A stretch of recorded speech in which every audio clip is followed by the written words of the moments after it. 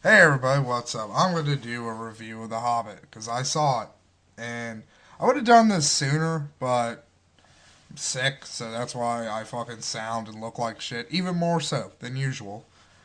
And I wanted to do it because up at Rob's because we were visiting this weekend, but Rob would much rather spend his fucking time filming me while I fucking sleep.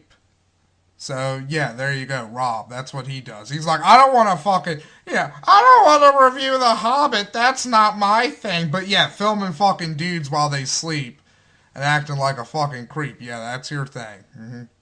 You have videos of me pooping, don't you? Don't you? I bet you do. I bet you do, Rob. You're a naughty boy. But anyways, not talking about him. By the way, Rob's new nickname after seeing The Hobbit is Killy. Killy the Dwarf. Because Killy the Dwarf is too pretty to be a dwarf. Getting that out of the way now. So Rob is Killy. He's the pretty dwarf. We can just call him the pretty dwarf from now on. That's, right there. So Rob, you're the pretty dwarf. There you go. How do you like them apples? I mean, to be fair, I'm Napalm the Brown. So... yeah. But anyways, let's fucking actually get into, was the movie good? I know people are probably asking that. Yes, it was good. I enjoyed it very much. All the shit I'm going to say in this is going to be fucking, conjecture based on my part and my taste in movies. Excuse me. But, before I get into talking about The Hobbit, I'm delaying it even more just to piss you fucking people off. You ain't getting what you came here for. I'm going to tell some hilarious stories based on shit that happened at the movies. And I'll give my general impressions of the trailers, except for the Star Trek preview, because I think I'll do a video on that.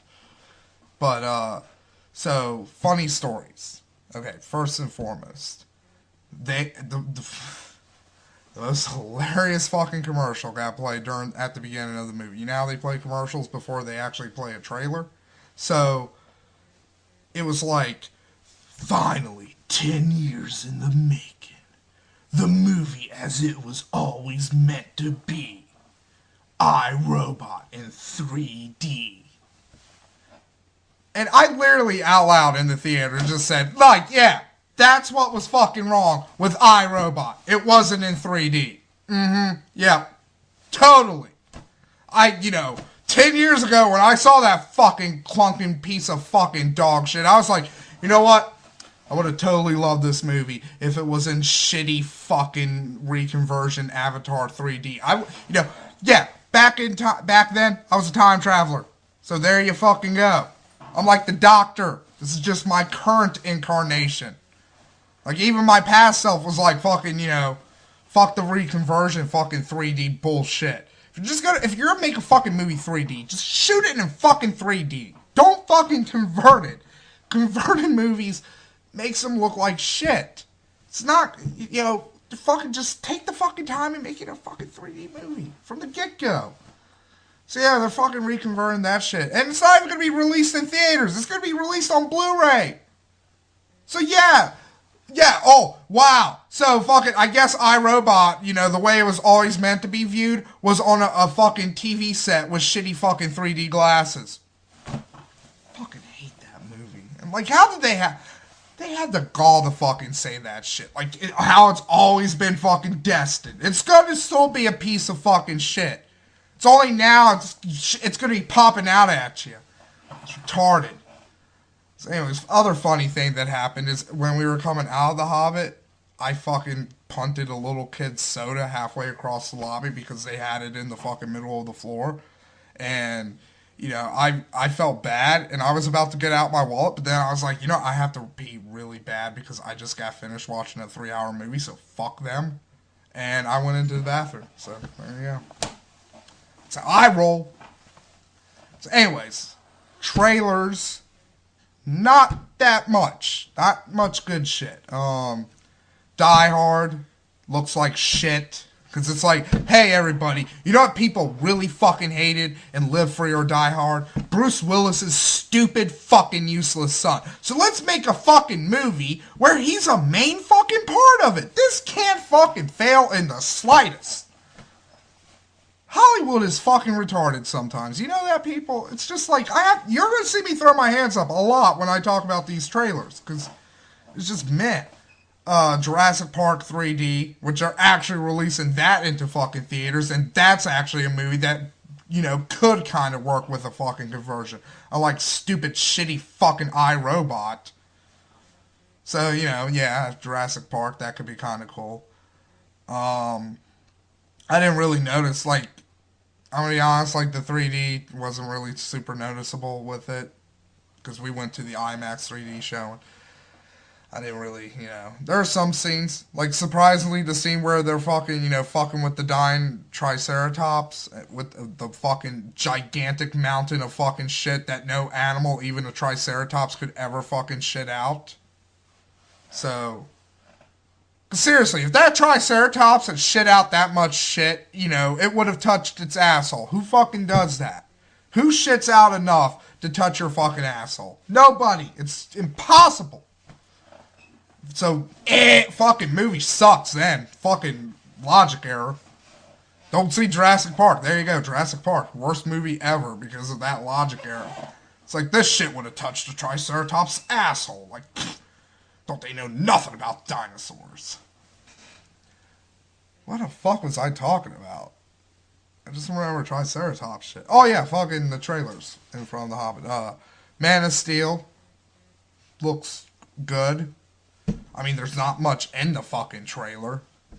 I mean, the parts, like the extended parts they do have of it, it makes it seem kind of like Smallville, because it's like, you know, Clark Kent's like, should I let the kids have drowned, Dad? And like, his dad's like, maybe. Gee, thank you, fucking Uncle Ben. Like, gee, like that's like fucking Uncle Ben saying, hey kid, you know, sometimes you get power, and, you know, sometimes you just gotta use the power to get what you fucking want. I mean, come on, kid, you know. If I had superpowers, I'd fucking, you know, think I'd be fucking your Aunt May? Look at her, she's a skeleton. I'd be getting me some young pussy. I wish I was a superhero. Anyways, you're at school, Parker. See you later. And he just goes off to a bar. Like, that's my version of Uncle Ben. So yeah, like, Superman looks okay, I guess. Not really much going on there. Star Trek preview, I'll talk about that later, and, the other one's so fucking forgettable, I don't, like, it's seriously, it was like fucking 3 trailers, and the Star Trek preview. I guess it's because of the Star Trek preview, they decided, you know, fuck it, you know, just give them 3 trailers. What was the fucking 4th trailer? I mean, well, the 3rd trailer, because the Star Trek thing was, what was it? Something by Warner Brothers. No? Fuck, this is gonna bug me. I remember being like meh at it, so doesn't fucking matter anyway. So let's get on to the Hobbit. Okay, Hobbit.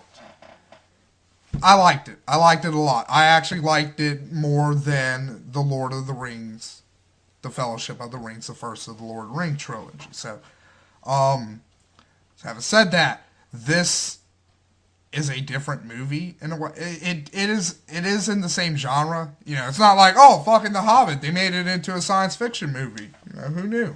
You know, now there's fucking spaceships and fucking moon orcs. That'd be cool. Moon orcs. Morks. So anyways, it is a much more whimsical movie. You know, there's still a lot of like the landscape porn, because, you know, New Zealand is fucking beautiful, and, you know, Peter Jackson has to rub that in everybody's face. It's like, look where I fucking grew up, fuckers. It's like, yeah, thank you, fucking Peter. It's fucking bastard. It's like, I wish I could have fucking lived in Middle Earth growing up. That would have been amazing. Think of the LARPing in fucking New Zealand. Think of how amazing it must be to be a LARPer in New Zealand. It must be fucking like, it must be like a stoner being like, you know, like finding a fucking Jack in the Beanstalk type fucking pot seed thing, and I don't know. Just fucking. Anyways, New Zealand, beautiful. Really rub that shit in your faces. And And there's a lot of fights. You know, there's definitely more fights than in the fucking book. No, I have some in my mouth. I'm trying to like swallow it or something. Anyways, you know, there's more fights, but it is a very humorous movie. There's a lot of comedy or comedic elements in this movie. You know, the dwarves, for the most part, are used for fucking laughs. There's a lot of, like, for instance, my favorite scene, and, you know, spoiler here. So, you know, skip over this part if you want to be, but Bilbo somebody finally calls out Gollum. Like, Gollum's doing this whole fucking, like, but we can't do it. Yes, we can do it. And, like, Bilbo's like, I didn't say anything. And, like, Gollum's like, we're not talking to you. It's fucking great. Like, the whole fucking Bilbo-Gollum scene is fucking awesome. Like, their whole riddle off is fucking pretty cool. The fucking, the Cockney, rock trolls, they were pretty fucking awesome, too. I really enjoyed a lot of the flat. It's kind of weird because, like, especially in the first half of the movie, there's a lot of flashbacks because they're explaining shit that wasn't, you know, that's not necessarily in the actual Hobbit book, or that was spread out more in the Hobbit book, like the backstory of the dwarves and the Lonely Mountain and how it was taken by Smaug. They condense that and get that right out of the way, unlike in the actual book where it's kind of more spread out. And they actually do completely change the one battle between the last battle of the Orc Goblin Wars, because they actually change who killed the leader Orc, Azog the Defiler, and they didn't kill him in this one. He's still alive. He's just wounded. He's got like a fucking Caliban claw from like Clash of the Titans.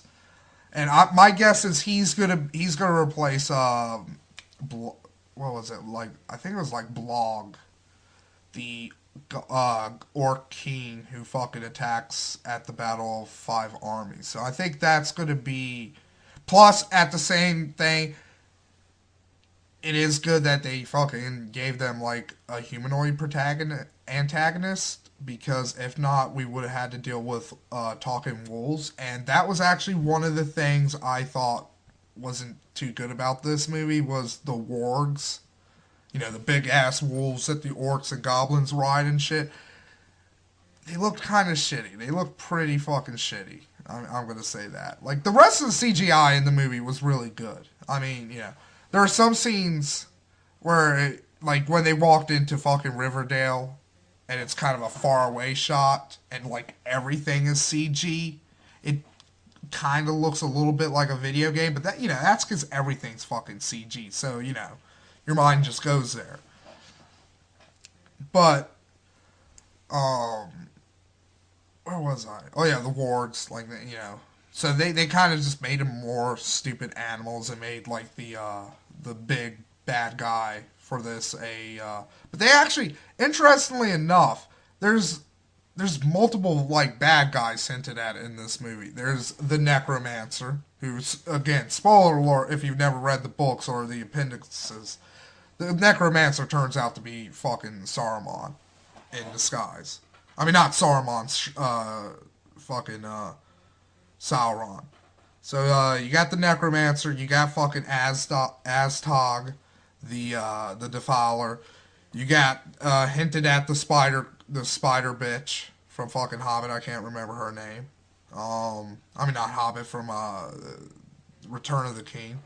What was it, like Shalubulub or something like that. You got the Great Goblin King, who is voiced by the dude who did the shark from Finding Nemo. It was bugging me in the movie because I was like, I know this fucking voice. Who the fuck is this? And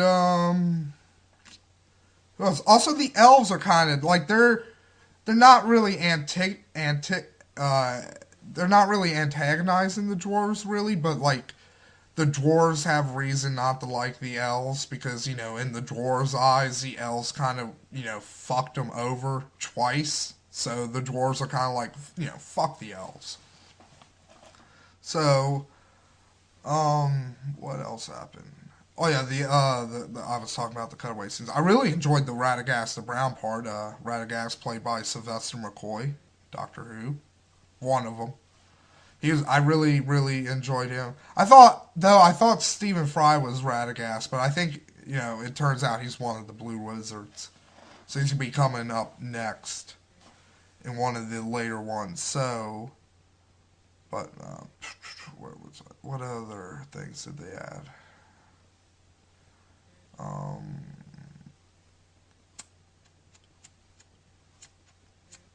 They actually did move the Golem thing. Because the Golem thing actually happens at Lonely Mountain. But here it happens in the Goblin Cave. So that's something they also changed. Oh yeah, they added the council scene where Gandalf the Grey, Eldarin, other elf lady, and Saruman. Not Saruman. Saruman.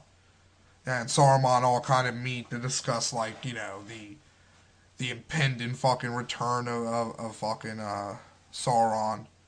And, fucking Saruman's like, oh yeah, no, he's not coming back. Because at this point, he's already been evil. So, that's the shit they changed. They actually really highlighted the songs from the book more in this. Like one of my favorite scenes is when they're singing like the dwarven ballad in Bag End. Like the whole Bag End scene. Like that's like I'll say the Bag End stuff is like probably the highlight of the movie because it's just so great. Like watching all the dwarves interact and like kind of knowing their history and shit. It's really done well and it really gives what is it Martin? I think it's Martin Freeman who plays Bilbo Baggins. It really gives Bilbo a fucking time to shine because once they get out of the fucking Bag End and they get on the road and start traveling and shit, Bilbo kind of becomes a secondary character, and it's kind of that way in the book too because this the story is more the story of Oakenshield, the fucking dwarf leader. That's another thing they changed too. Oakenshield is the one who fucking wounds Aztog the Defiler and not some other dwarf. And that's how he got his name because when he was fighting Aztog, he uses this big fucking hunk of wood as like a shield and he fucking keeps it with him. And it kind of plays into like there's like this fight because the last scene of the movie is when they get cornered by the wolves and in this version at least, the orcs after escaping the goblins. And you know what, real quickly, that's something cool too. They actually work in a lot of the chapter names and a lot of stuff from the book. Like they actually work in the first line of the book.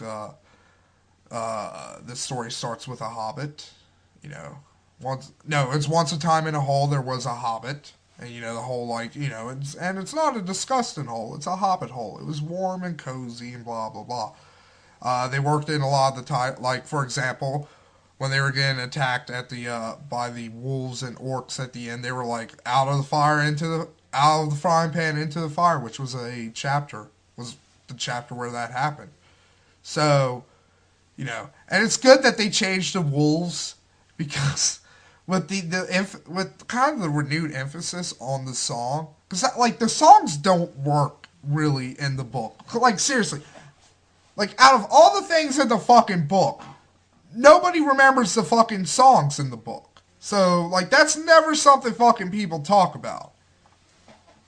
But they actually had a renewed interest in that. And out of frying pan into the fire in that chapter, when the wolves are fucking surrounding them and they can talk and shit, they start singing about how they're going to eat the dwarves and shit. And, I mean, this movie's already fucking whimsy, and a lot of people are not going to like that.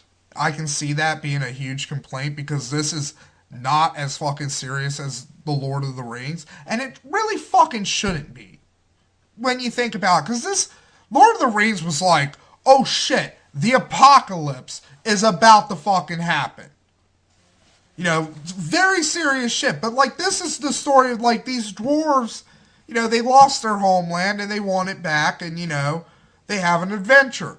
Actually, in the fucking book, I think they were more worried about the treasure. I don't think they wanted to claim fucking Lonely Mountain. I think they just wanted to get the fucking treasure back and then go somewhere else, but I could be wrong about that. It's been a while since I read the book. But yeah, the fight scenes, there's a lot more action in this too. This is weird. It's funnier than Fellowship of the Rings, and it's also more action packed than Fellowship of the Rings. Because in Fellowship of the Rings, when you think about it, there's only like 3 big fights. There's like the one with Aragorn in the ring race when he first shows up and he kind of like rescues the hobbits and shit. There was the Mines of Moria, and then there were the orcs at the end. Like in this one, there's like there's like trolls. There's a couple of out of fucking nowhere. There's a couple of giant fucking rock giants just fighting.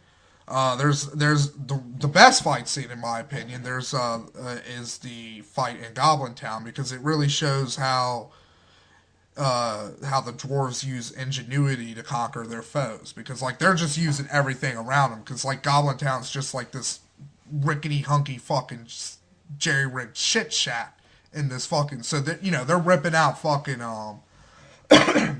they're ripping off ladders and shit and like fucking trapping goblins with it and like throwing them off of bridges and shit. They're fucking rolling boulders down passageways to fucking clear it so they can run out. And like Gandalf fucking, I mean, he's a badass in this. Like, and it's fun too, because like in the Hobbit book, Gandalf is kind of dopey.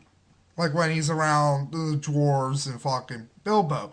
But, when shit fucking hits the fan, like, he stops that shit and he becomes, more like Gandalf from Lord of the Rings. And, he's like, oh, fuck you. And, I mean, he takes out the fucking goblin, the Great Goblin, in like 3 fucking hits. That's how badass he fucking is.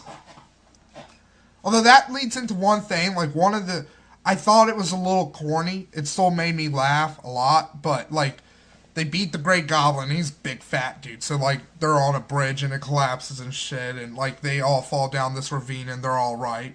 And, it's like, we're lucky to be alive. And then the fucking Great Goblin falls on him. And one of the dwarves goes, oh, come on! And it's funny, but it's kind of corny. So I think, like, a lot of the jokes in this movie are gonna... And at the end, again, they did something else that was fucking corny. Because Oakenshield is doing that whole fucking thing like, I disapprove of you, and you've been nothing but a fucking waste of space, fucking... You're impotent, I fucking hate you, you're ugly, fucking... But guess what? I'm fucking wrong, I love you, come here, man. Why is that okay to do in movies? Like, you would never do that in real life. Think about it. Like, if I go up to somebody, it's like, hey, you're a fucking... I used to think your breath smelled like baby dicks, but I've learned a lesson. You're really fucking cool, dude. Congratulations. No! I'm trying to think of... one thing, though, I did think they could have did better is highlight the dwarves better. I mean, to be fair, there's fucking 13 of them, so it's kind of hard to fucking do that. But seriously, like, there are a couple of dwarves, like Starhead. I don't think fucking Starhead fucking spoke once, and I don't know fucking what his name was, because I don't think they ever fucking said it in the movie, because he didn't fucking talk once. And Google a picture of the dwarves, you'll know who I fucking talk about. Starhead. But yeah, they could have did better. Maybe they're kind of like, because like there are a couple of dwarves who came out in the front, out in the forefront here. Although thinking about it, I don't know, because Killy played a pretty important role in this movie. He was one of the most badasses, and he's the pretty dwarf. And it's funny that he's the pretty dwarf because he's also the archer. So it's like Legolas again. It's Dwarfaligus. Like, that's what he is. He's Legolas as a dwarf. But I actually did enjoy his character very much. Even if I did think like he could use a bigger beard. I mean, he in some scenes he looks like he doesn't even have a beard. That's another thing too, real quickly. That like the scaling is a little wonky in this movie. Like, there's some scenes when, Bilbo looks just as tall as the dwarves, and there's even a couple of scenes where some of the dwarves look just as tall as Gandalf. So, it's a little wonky there, but not, that's not really, if that's gonna turn you off of a fucking movie, just like, fuck off. Don't watch movies. Fucking pussy. But it is kind of like it was kind of distracting, at least in 3D, to see that. Another thing, the 48 frames per second, didn't take me out of the movie, and I thought it just looked like a movie. I mean, there are parts where it does get a little soap opera-y. It looks like Young and the Restless in parts, especially when they're out in like full light. Cause that's something I noticed. Like when they were in full light, like I could tell, like the beards were fake in a lot of cases and shit. Like, I could be like, oh, that's definitely a fake nose. That's definitely a fake beard. And it's mostly with Gandalf. His beard, especially when he's like in full light, it really looks very fakey. It looks like his beard is made out of dryer lint. At least to me. So I think I've... what, real quickly too, don't sit through the end. Just no matter what anybody fucking tells you, there is nothing during the end credits. So don't fucking even waste your fucking time. It's, get the fuck out of that theater because you're going to be sitting through a 3-hour movie. And that's another thing I do like over this than Lord of the Rings is it didn't feel like a 3-hour movie. It felt like a 2-hour movie. If that kind of makes sense. It probably doesn't, but... Lord of the Rings feels every bit fucking 3 hours fucking long. But the Hobbit did it. Yes, the middle part is kind of draggy, but once they get kind of past the fight, the rock giants fighting, it starts getting really good again. Because that's when, they do the whole Goblin Town thing and Gollum and all that great shit. So, yeah, I guess that's it. I highly recommend this movie, if you're going in expecting the exact same tone as Lord of the Rings, don't. Maybe see it, but kind of, tone it down a bit because, The Hobbit, and, Lord of the Rings had some fucking humor in it, too. The books, fucking Tom Bombadil, that fucking piece of shit. And, the main reason I hate fucking Tom Bombadil is it's Tolkien devoted 8 fucking chapters to him in the last fucking book when the shit is hitting the fan. If Tom Bombadil had been if it had been 8 chapters of Tom Bombadil in the first fucking book, it wouldn't have fucking pissed me off as much. But it's shit, fucking Saruman's fucking betrayed everybody, fucking Sauron's on the loose and shit, fucking the orcs are fucking coming, the dudes with the war elephants, shit's hitting the fan. Let's fucking talk to the fucking fruity fucker in the yellow boots. Hate fucking Tom Bombadil. And he just, and I'm glad they didn't include him in the movie, because it wouldn't fucking fit. You know what, if they had included him in fucking Fellowship of the Rings, or even the Two Towers, it wouldn't have fucking been as bad, but Jesus fucking 9 chapters in the last fucking book about fucking, an impending apocalypse of a fantasy world, and you want to fucking dedicate 9 fucking chapters to Tom fucking Bombadil. Fucking hate Tom Bombadil. Sorry, I'm fucking sorry. I snapped out of that. I really hate Tom Bombadil. I really fucking do. But yeah, The Hobbit is a much more whimsical book, and there's a lot of humor in The Lord of the Rings, both the book and the movie, especially with, the other Poppins, with the other Poppins, the other Hobbits, especially Merry and Pippin. But, sorry, I know, that was really attractive. I'm sick. Fuck you. But yeah, this is much more whimsical. It's still, a very epic, action-packed fantasy movie, but there is a lot of whimsy to it. I would compare this to Avengers. That is probably the most apt comparison, because, like with Avengers, they mix a lot of fucking action and a lot of fucking exposition with humor. So, that's another thing. There is a lot of fucking exposition in this fucking movie. like a fucking shit ton of it. So that kind of gets tiresome. And I noticed some people and before I end this, because this is something I don't think is apt complaint about this movie, is a lot of people are saying that this is a very cliche, stereotypical fantasy movie, and no, because here's why. And John Carter got this same fucking, like, same critique, and as bad as fucking John Carter was, this was not the fucking problem with the movie, is fucking, John Carter and The Hobbit created basically the modern incarnations of their respected genres. Like, everything in fucking John Carter has been stolen by every fucking science fiction movie ever. And the same goes with fucking The Hobbit, but with fantasy. So, yes, some of this shit is going to come off as very cliche, stereotypical, but that's fucking what it was. Like, this was the origin of the fucking stereotype and the fucking cliche.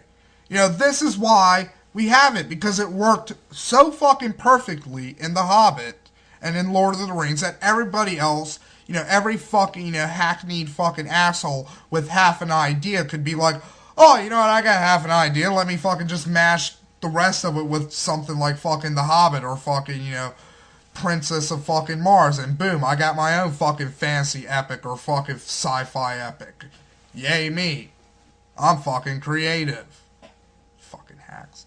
But yeah, like, I see a lot of people complaining about that, like, I don't think it's an apt complaint about the movie. Because, it's like, this is the origin of the fucking stereotype. This is the origin of the fucking cliche. This is the origin of the archetype for fucking modern fantasy. So, go fuck yourselves. It can't fucking, the source material can't fucking help it that other people have fucking copied it. So yeah, The Hobbit, really fucking good.